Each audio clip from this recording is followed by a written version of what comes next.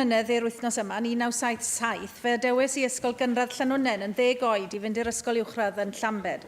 49 mlynedd i'r wythnos yma, fe adewodd fy nghyd Eiliad, 2 oed ysgol Llawn hefyd i fynd i'r ysgol uwchradd.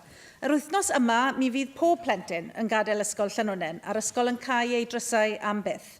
Mi fydd ysgolion Cwrtnewydd a Llanwenog yn cael ei drysau hefyd, ac ym mis Medi bydd yr holl ddisgyblion yn cyd-gychwyn eu haddysg yn ysgol Dyffryn Cledlyn, ysgol ardal newydd Sbon. Mae dros 400 mlynedd o addysg wedi ei ddarparu rhwng y 2 ysgol yma, Llawn, Llanwenog a Chwrtnewydd, i genedlaethau o blant. Fe fuodd fy mam gi a fy nhad ymlaen i yn ysgol Llawn.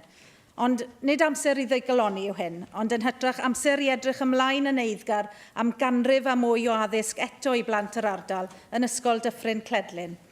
Bythefnos yn ôl, fe gerddes i mewn i ysgol Llawn i sŵn y plant yn canu mi ganaf fel canar aderyn. Can yr oeddwn i yn ei chanu 40 mlynedd a mwy yn ôl yn yr ysgol. Felly mae pethau yn newid odyn, ond mae rhai pethau yn parhau. Mae'r adeiladau a'r cyfleusterau yn newid, ond mae'r addysg, y canu, y chwarae a'r Gymraeg yn parhau.